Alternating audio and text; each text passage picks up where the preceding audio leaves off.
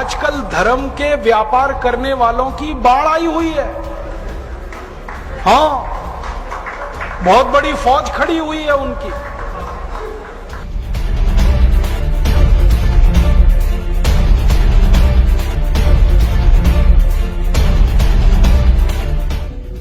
शराब का सबसे पहला फायदा, शराब आपके कॉन्फिडेंस को बढ़ाती है।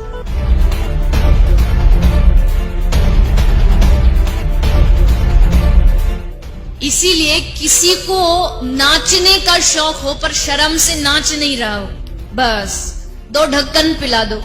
और इस रास्ते पर हमको भटकाने वाले 10-20 नहीं है, सैकड़ों लोग हैं।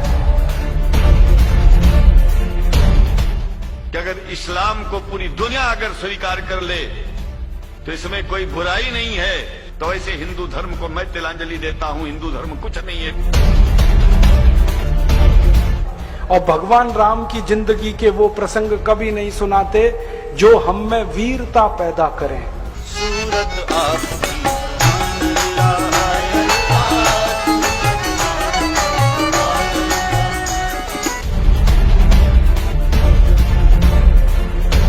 कहीं से 10 करोड़ लूटो, कहीं से 20 करोड़, कहीं से 25 करोड़।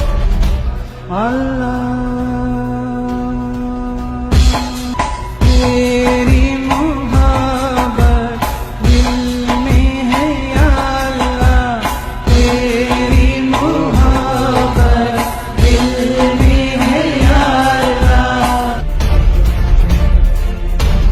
मैंने देखा है क्या क्या पाखंड और नौटंकी चलता है। जिस समय नमाज पढ़ी जाए तो हम भी प्रयास करें कि अपनी भागवत बंद करके 5 मिनट के लिए उनके लिए हम अल्लाह को प्रणाम करें। क्या जाता है, क्या फर्क पड़ता है।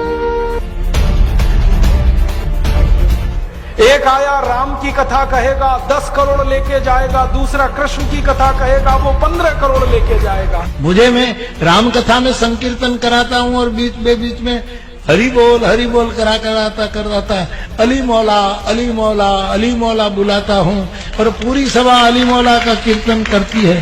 तो कई धर्मगुरु मुझे भी पूछते हैं कि आप हरि बोल के साथ अली मौला को क्यों लाते हैं। मैंने कहा मैं लाता नहीं, अली मेला मुझसे बोल रहा है। ये बापू नहीं है, डाकू है। बापू नाम तो शर्म आती है कहते हुए, और माला पकड़ा देते हैं कि राम राम राम राम राधे राधे राधे राधे राम राम राम राम राधे राधे, बस यही करो देश तो ठीक हो जाएगा। और ज्यादा उनसे तर्क करो तो कहने लगे तुम क्यों व्यर्थ चिंता करते हो, तुम क्या लाए थे, क्या ले जाओगे, जो हो रहा है अच्छा हो रहा है। मैंने देखा है क्या क्या पाखंड और नौटंकी चलता है। भगवान राम की कथा कहने आते हैं और भगवान राम की जिंदगी के वो प्रसंग कभी नहीं सुनाते जो हम में वीरता पैदा करें, जो साहस पैदा करें। राम की जिंदगी में बहुत सारा हिस्सा साहस का है, वीरता का है। जब 14 वर्ष के लिए वनवास चले गए राम, तो हमको सुनाई जाती है राम की जो कथा ना, उसमें कहते हैं राम ने 14 साल एक ही काम किया, हाय सीते हे सीते, हाय सीते हे सीते, हाय सीते, ये सुनाते हैं हमको। हाँ, यही सुनाते हैं निकाल के कहानी में से। और मैं कहता हूं कि राम को अगर हाय सीते हे सीते हाय सीते यही करना था 14 साल, तो दूसरा विवाह क्यों नहीं कर लिया। सैकड़ों राजा तैयार थे अपनी राजकुमारियों को राम को देने के लिए, वो तो कर लेते दूसरा विवाह। क्योंकि हाय सीते हे सीते हाय सीते हे सीते, एक स्त्री के लिए अगर वो इतने ही बिलख रहे थे, तड़प रहे थे, दूसरा विवाह कर लेते। तो ये सब चुप हो जाते हैं, फिर बात नहीं करते।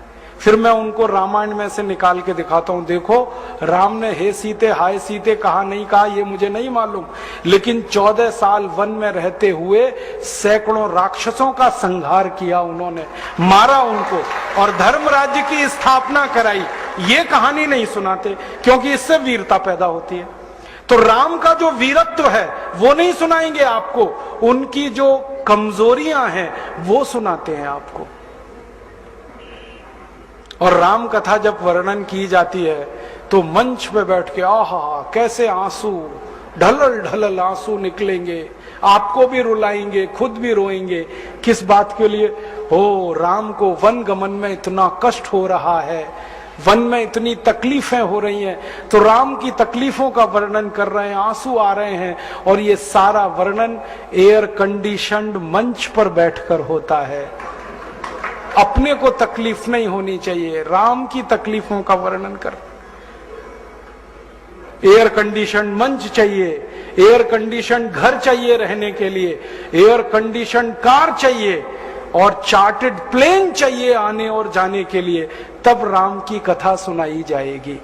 जो राम जिंदगी भर पैदल चलते रहे, जिन्होंने अपना रथ भी छोड़ दिया था अयोध्या से निकलते समय, वो राम ने जिंदगी भर पैदल चल के काम किया, और यहां एयर कंडीशन कारों में घूम घूम कर, चार्टर्ड प्लेन में घूम घूम कर राम की कथा सुनाते हैं।